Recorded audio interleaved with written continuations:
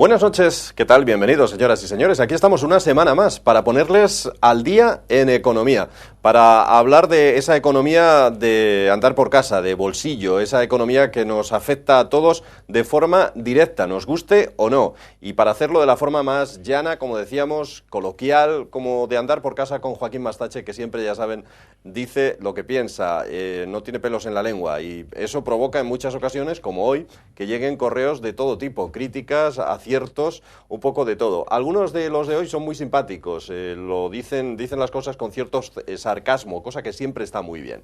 En fin, ya saben que en Al Día en Economía hablamos precisamente de eso, de economía, de la forma más clara posible. En anteriores programas hemos estado hablando de la corrupción y eso ha generado numerosos correos. Algunos de ellos los vamos a contestar hoy.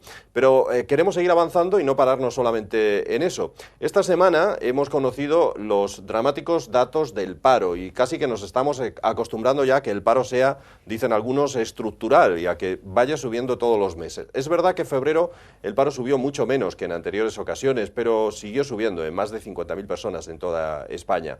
Vamos a hablar de ello, pero sobre todo hemos querido saber qué opinan los estudiantes de un asunto muy económico, las recientes declaraciones del ministro de Educación en las que aseguraba que los estudiantes, sobre todo los universitarios, deben elegir carreras que después sean demandadas por las empresas. Es decir, que debe primar más el bolsillo que la vocación. Y hemos querido salir a la calle para ver qué opinan los estudiantes sobre este asunto. Pero antes de darles a conocer todo ello, por supuesto, dar la bienvenida a Joaquín Mastache. ¿Qué tal, Joaquín? ¿Cómo estás? Muy bien, buenas noches, muchas gracias. Bueno, hay mucho que hablar hoy, mucho que contar sobre economía, teniendo esos datos del paro que no son... Sin duda alguna. Y que yo no sé si alguna vez van a cambiar o que ya perdemos casi la esperanza. Esperemos que cambien porque de alguna manera ya vamos quedando cada vez menos trabajadores y llegará un momento que no puedan despedirse ni marcharse más trabajadores porque ya no quedemos. Esperemos que cambien, sin duda alguna. Bueno, vamos a contestar, si te parece, Joaquín, algunas de las cuestiones antes de tratar el tema de hoy, que ya decíamos tiene que ver precisamente con ese tema, con la decisión de algunos a la hora de elegir una carrera, pues aquella que se ajusta más a lo que piden las empresas o, sin embargo, elegir más bien lo que es tu vocación, lo que tú quieres hacer en un futuro. Bueno, es una decisión complicada que además... Es difícil conciliar esos dos intereses. Sí, ¿no? Porque además llega en un momento cuando alguien es todavía muy joven, cuando no tiene tan claro cómo va a ser su futuro, sales del bachillerato, el antiguo bachillerato y ya, o de la ESO. Son ilusiones. Claro, ilusiones ya tienes que decidir ahí lo que va a ser claro, tu vida, ¿no? Está claro. Bueno, después hablamos de ello. Vamos a responder algunas de las cuestiones. Ya decíamos que las dos de hoy tienen cierta dosis de ironía o de forma de decir las cosas muy simpática. Por ejemplo, para empezar, el primer email lo firma Muy Cabreado, o sea, tal cual, no nos pone el nombre, sino tiene ese seudónimo, Muy Cabreado. Bueno, amigo Muy Cabreado, dice este oyente o este espectador: yo creo que la lucha contra la corrupción es la lucha contra los corruptos y no se lucha contra la corrupción cuando se mantiene en el gobierno a la ministra Ana Mato, que, como ha quedado demostrado, se ha lucrado durante años con las atenciones económicas de una trama corrupta, aunque diga que la culpa no era de ella, sino del marido. Como ciudadano y contribuyente me cabrea que los políticos nos tomen por tontos. ¿Que el pueblo pide transparencia? Se la damos. Publicamos nuestra declaración de la renta. Pero ¿a quién quieren tomar el pelo?, dice Muy Cabreado. Está claro que quien cobre algún regalín o sobres en negro no lo va a poner en su declaración de la renta. Porque según la lógica de la transparencia de Rajoy, ahora tenemos claro que el Dioni no robó el furgón, porque por lo menos eso no aparece en su declaración de la renta. Tiene cierta lógica lo que dice Muy Cabreado, ¿no? Muy Cabreado es una persona con mucha ironía, se le ve con una gran finura en sus planteamientos, y evidentemente yo estoy convencido de que aquellas personas que de una manera directa o colateral tengan algunas personas salpicadas por posibles situaciones de riesgo corrupto, debieran de abandonar la política sin falta de que nadie se lo pidiese. Tenemos que tomar los ejemplos de Alemania. Alemania vemos que tenemos que ponerla de ejemplo en muchas cosas. Estamos viendo también en Inglaterra que un señor quiso engañar a tráfico colocándole la multa a su señora esposa, y cuando se descubrió, pues dimitió. Y dimiten por eso. Y dimiten por eso, que es una prueba evidente de que... No porque se hayan llevado dinero. Porque tienen vergüenza, porque es un problema de estricta vergüenza, de estricta compostura, de personas serias y que de alguna manera dicen, me han pillado, pues como me han pillado, pues me voy. Y me han pillado una cosa tan nimia como puede ser eso, como puede ser el no haber aclarado unas tesis doctorales que de alguna manera ponen citas, no dice de dónde viene, de dónde proviene la información, y eso pues de alguna manera invalida su tesis, le quitan la tesis y él por vergüenza, y ella, que han sido dos personas en Alemania, dimiten. Estamos muy lejos de eso. ¿Pero por qué estamos muy lejos de esto? Y ahí viene el problema.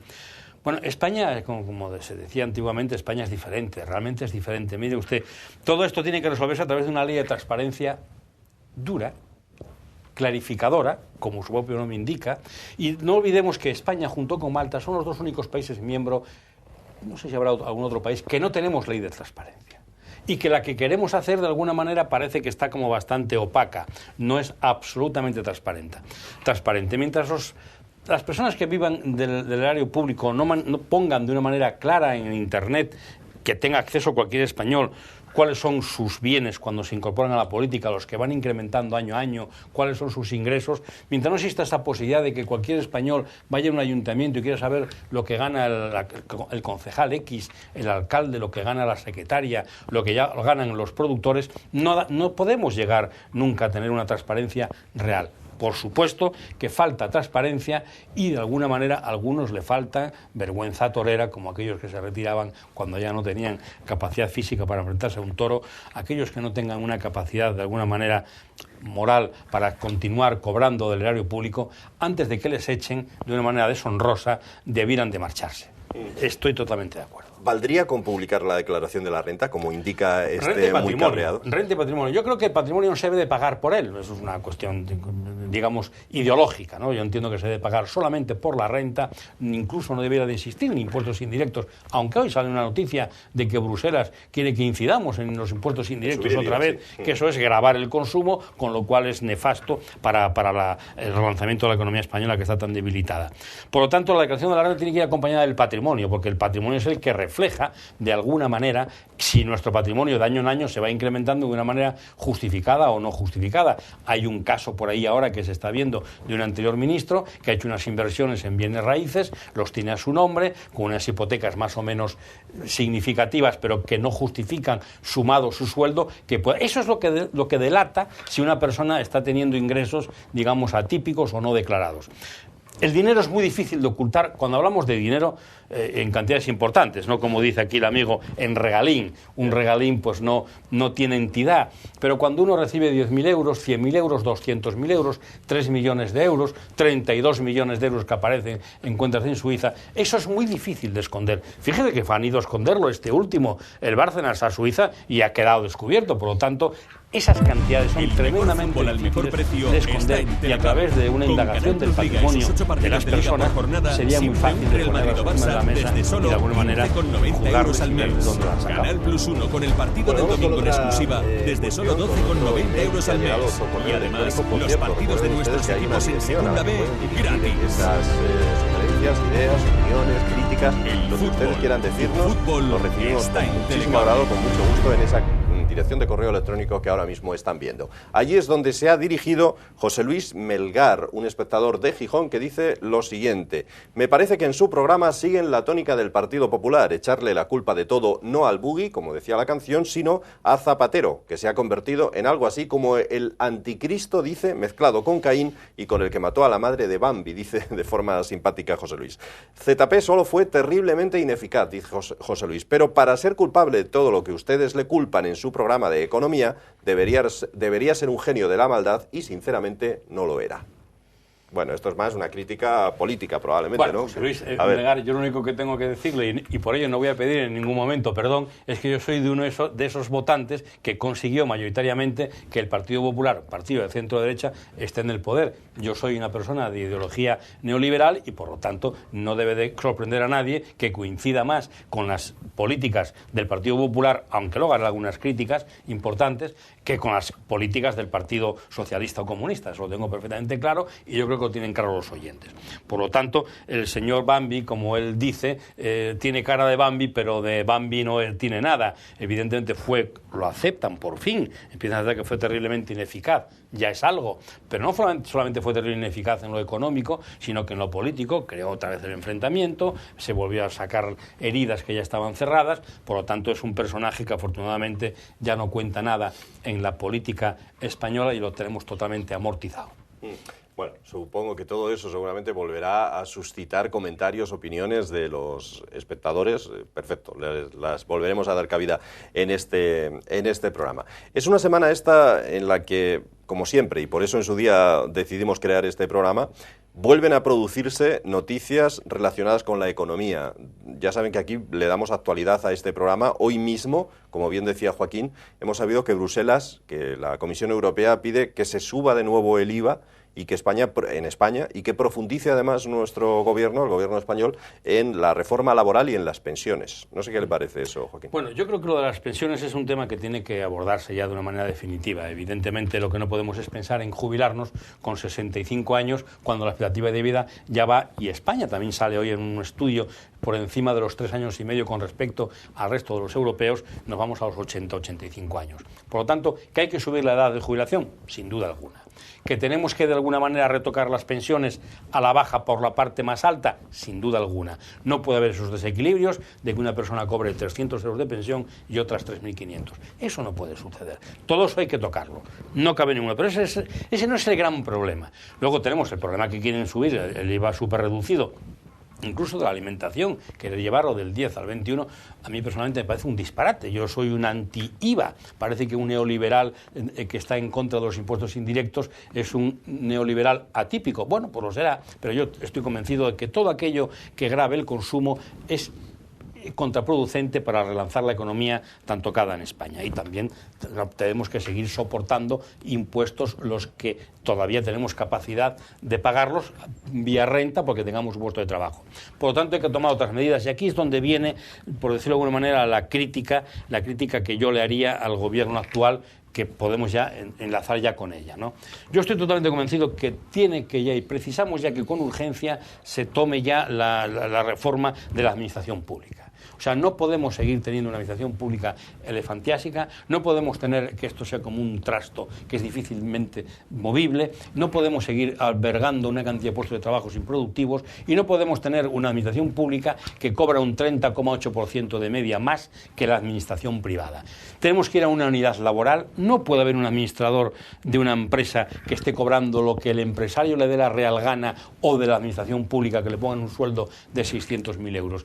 Yo estoy convencido de que, de la misma manera que hay un sueldo mínimo, un salario mínimo, tenía que haber un salario máximo. Y el salario máximo no podía exceder del salario que tiene el presidente del gobierno, que tendría que ser el salario más alto de este país. ¿Qué sucedería con algunos empleados de empresas públicas o privadas? Pues que tenían que ir vía de dividendos. Es decir, si una empresa privada quiere pagar a un señor 3 millones de euros porque resulta que ha hecho unas gestiones magníficas, que ha conseguido que su empresa vaya muy bien, pues que le pague de dividendos, no que le pague con cargo a gastos, sino que le pague con cargo a dividendos. Es decir, la Junta General de Accionistas, que ya se dijo en Suiza el otro día que las empresas privadas, para poder darse los sueldos los propios trabajadores, tenían que ser el Consejo de Administración, no, tenía que ser la Junta General de Accionistas, y debiera de añadirse además y vía dividendos. ¿Que esa empresa gana dinero? Pues de lo que gana que le paguen, pero no que lo justifique como gasto para que pague menos impuestos. Por lo tanto, hay muchísimas cosas que tocar, no solamente en la administración, sino también en la empresa privada. Yo creo que ya toca. ¿Por qué estamos todavía teniendo paro? Precisamente porque no se hace esto. Es decir, lo que no podemos es seguir haciendo... Pero provocaría más paro, un ajuste en la administración mayor. No, para nada. Algo de paro provocaría, pero provocaría un paro de 300, 400, 500.000 personas que están ahí de alguna manera, y si no, que cobren menos y que se repartan la soldada. Es decir, lo que no tiene ningún sentido es que un empleado público que trabaja un 12% menos de horas que un empleado privado gane un 30% más. Si usted coge y a todo el empleado público le baja el sueldo un 30%, que es lo que yo creo que tendrían que perder de salario, pues entonces resulta que tendríamos menos gasto público y no tendría que ir ninguno para casa. Irían para casa a medida que fuesen jubilando, y iríamos de alguna manera racionalmente cambiando la administración, bajando los puestos de trabajo en función de las jubilaciones que se fuesen produciendo o de los desincentivos que tendría ser empleado público, porque como debiera de ser, ganaría menos que un empleado privado. Profundizar en la reforma laboral es posible, con una reforma laboral que ya ha levantado muchísimas heridas. Hombre, el problema es que España tiene un concepto del trabajo patrimonialista. O sea, el puesto de trabajo la gente cree que es una propiedad privada. Sin embargo, vamos contra otras propiedades privadas. Es que yo entiendo que tenía que existir el despido libre y sin indemnización. Y yo sé que esto que acabo de decir va a levantar mucha escandalera. Pero mire usted, no tiene ningún sentido que un empleado que con 15 días de anticipación se despide de la empresa, sin embargo, un empresario, para descolgarse de ese empleado porque no tenga pedidos para darle carga de trabajo, tenga que pagarle pues hasta 2 años de indemnización. No tiene sentido. Y el que no lo quiera escuchar, que le dé 2 vueltas, que lo piense y que se dé cuenta de que la manera de que aflorarían nuevos empresarios y que aflorarían nuevos autónomos incorporando nuevos trabajadores sería con la seguridad de que si mañana tienen que verse obligados a prescindir de ellos, no les costase ni un céntimo. Estoy convencido que esa sería la gran reforma laboral que habría que hacer. Bueno, hay 2 motores económicos del mundo, uno en Europa, por lo menos Alemania lo debe ser, y otro en Estados Unidos, pero ahora mismo los motores económicos están al ralentí, ¿no, Joaquín?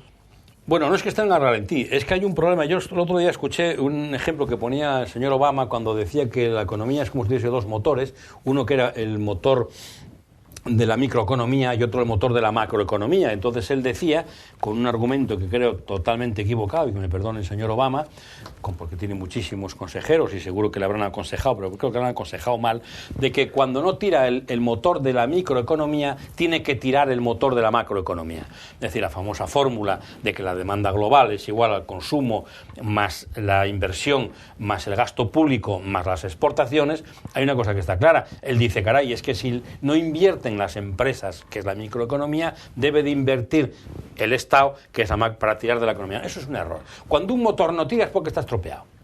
Y evidentemente, en vez de dejarlo ahí que se siga estropeando, lo que hay es que arreglarlo. Entonces el señor Obama, hombre, no tiene tantos aeropuertos como tenemos nosotros por habitante, pues pero que coja el avión, que lo baje a tierra, que lo aterrice y entonces que arregle el motor que está mal, que vea por qué no tira la microeconomía y por qué tiene el que tirar de la macroeconomía endeudándose y haciendo gasto que en muchas ocasiones es innecesario, como he visto aquí con el Plan E, con la cantidad de proyectos que se han empezado en España, que han quedado sin culminar, sin terminar, que están cerrados, hospitales, 50.000 inversiones que no se pueden costear. Entonces, ese es el gran problema. Es decir, ¿qué queremos? Que si no funciona la microeconomía, tiremos de la macroeconomía, no lleguemos al final de la carrera y luego ¿qué hacemos? No, lo que tengamos es que pensar por qué la microeconomía no tira. Y no tira porque está tirando tanto la macroeconomía que está dejando sin dinero, está dejando sin flujo monetario a las empresas y a los particulares. Ese es el gran problema que hay. Tenemos que apostar por la microeconomía y no por la macroeconomía. Tenemos que apostar por la empresa y tenemos que apostar por la economía real. Joaquín, y hablando de aviones, ese sector turístico del que tantas veces habla Joaquín Mastache como una pata importante para toda España y, ¿por qué no, para Asturias? ¿Se puede ver afectado si Ryanair finalmente se va? Hombre. Además es una gota más en el vaso, porque ya hay varias compañías que han anunciado que en los últimos años se han marchado a Asturias, ¿no? Sí, sin duda alguna. A mí personalmente me hace la Pascua. Yo todos los jueves tengo que ir a Madrid y vuelvo los viernes o los sábados y de alguna manera me va a crear un problema, digamos, financiero importante para mi maltrecha economía. Por lo tanto, de alguna manera, claro que crean problemas. Lo que tenemos es que, sin duda alguna, facilitar que haya movilidad geográfica por todos los aeropuertos que están, de alguna manera, con vida. Lo que no tiene sentido es que por querer incrementar AENA un poco las tasas por pasajero, pierda las tasas anteriores más el incremento que quería de alguna manera ganar. Lo que tiene que hacer AENA son sus cuentas, fíjate sus números. En AENA está pasando algo muy grave que yo no alcanzo a comprender, porque yo no comprendo y no conozco lo que pasa en el interior de AENA. Pero no olvidemos que el aeropuerto que más tráfico tiene, que es el aeropuerto de Barajas, precisamente es deficitaria AENA también. Entonces, por lo tanto, yo no sé qué está ocurriendo ahí. Puede ser una inversión desmesurada, como parece que han dicho algunos. Yo he entrado a veces en la Terminal 4 con Iberia, vuelo muy poco porque es carísimo, pero alguna vez he ido a la Terminal 4 y observo que aquello es algo elefantiásico, o sea, aquello es algo tremendo. Yo recuerdo los comentarios que hicieron los americanos cuando vinieron con el tema de Disney en Madrid, de poner Ovegas, en Madrid, dijeron que era algo impresionante, o sea, que cómo nos podíamos permitir, claro, solamente ver aquel volumen que tiene de altura aquellas naves, aquello calentarlos costosísimo, por lo tanto, cuidado con estas cosas. Bueno, vamos al tema de hoy que les habíamos anunciado y prometido ya incluso la semana pasada. El ministro de Educación, el señor Wert, aseguraba hace tan solo unas semanas, unos días, que los estudiantes deben pensárselo mucho mejor a la hora de elegir carrera. En concreto decía que hay que elegir carreras que se adecúen a las necesidades que demandan las empresas. Es decir, que cuando uno se propone estudiar una carrera, piense más, qué sé yo, en medicina, en informática, en ingeniería, carreras con demanda por parte de la empresa privada, más que, por ejemplo, pues en filología, por ejemplo, ¿no? Que es una carrera con poca demanda entre las empresas privadas. Para empezar, Joaquín, y vamos enseguida con los opines, ¿le parece lógico eso que dice el ministro o no? Absolutamente lógico. O sea, esto es un programa que ya hizo Thatcher cuando estuvo en el gobierno inglés y de alguna manera puso a disposición de todo el empresariado, de todo el entramado empresariado inglés, precisamente a la universidad. No olvidemos que cuando aquí estábamos enterrando los recursos que surgían en la época de la Revolución Industrial, en vez de comprar industria, lo que hacíamos era comprar tierras aprovechando la desamortización de Mendizábal. Por lo tanto, los ingleses siempre han estado preocupados por un crecimiento, por una generación de producto para luego exportarlo y luego venderlo.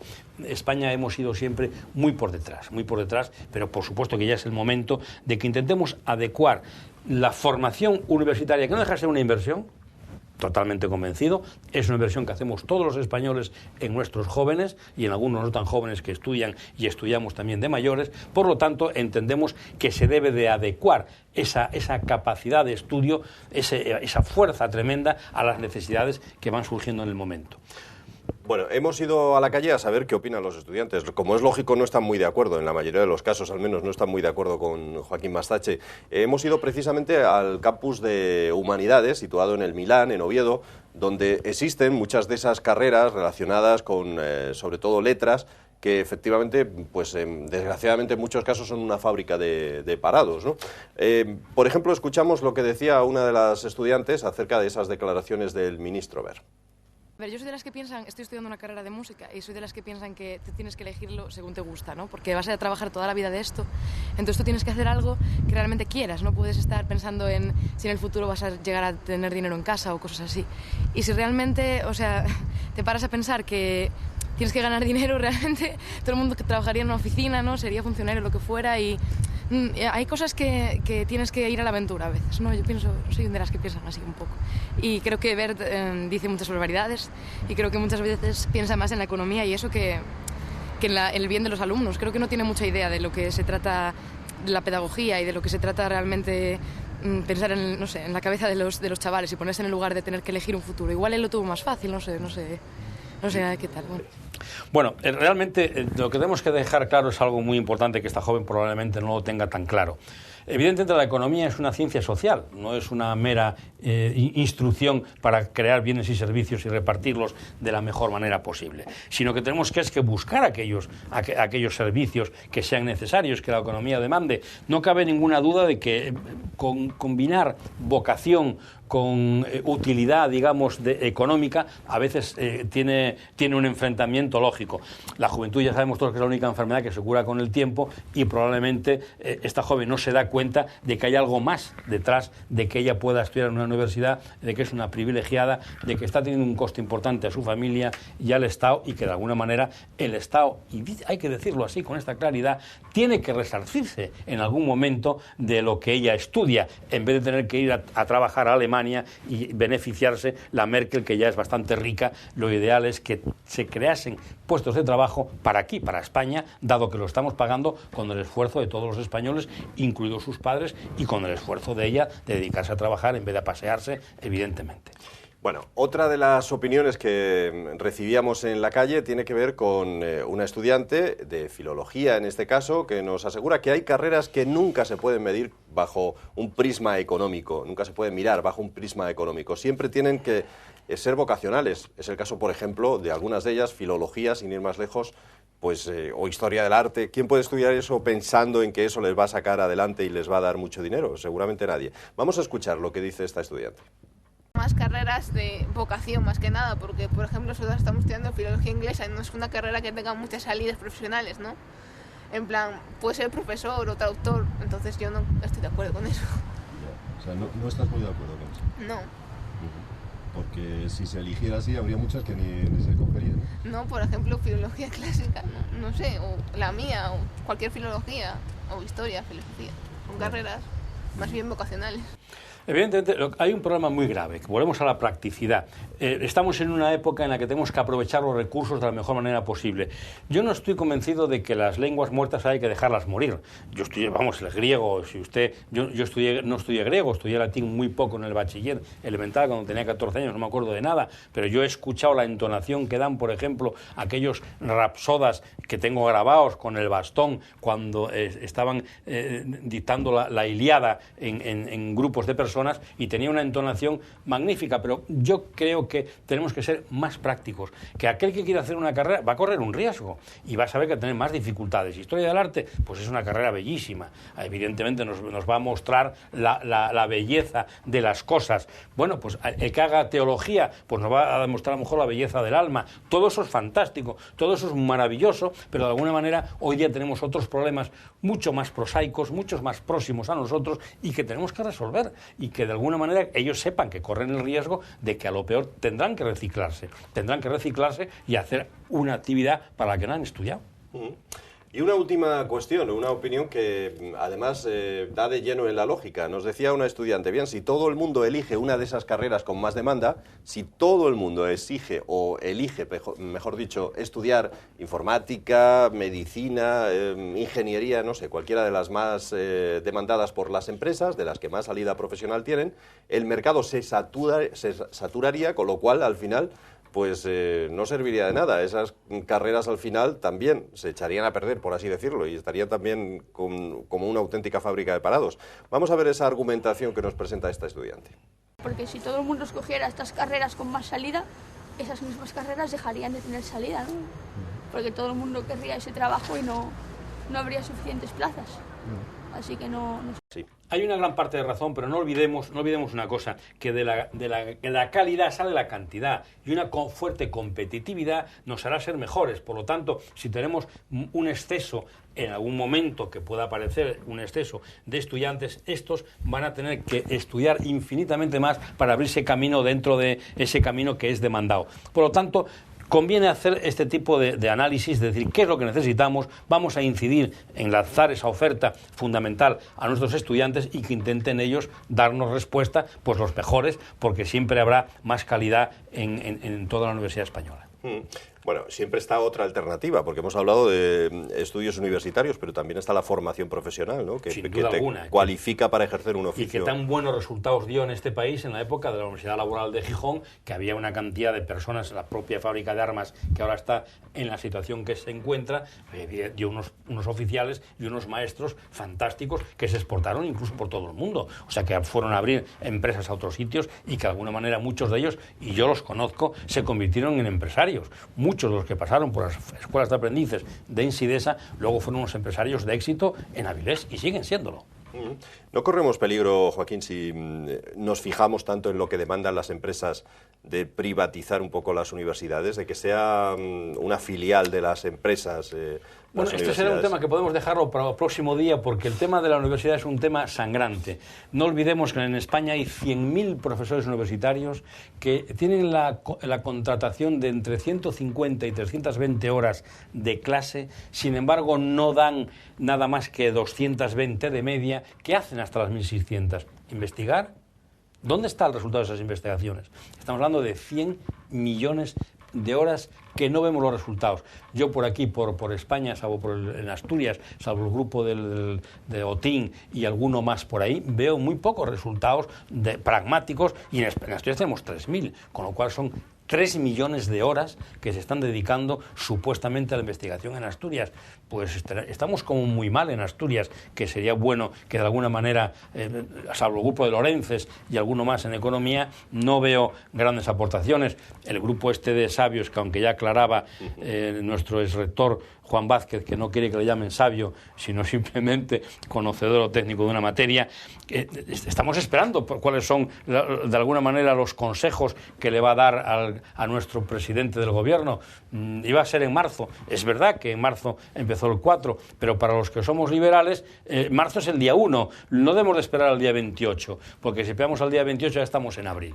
Por lo tanto, cuanto primero pongan encima de la mesa este grupo de personas entendidas, y que las hay y que lo son, los consejos que van a facilitarle al señor presidente del Principado, fantástico. Me puede dar la impresión de que más él está esperándolo, porque no lo veo muy fino últimamente.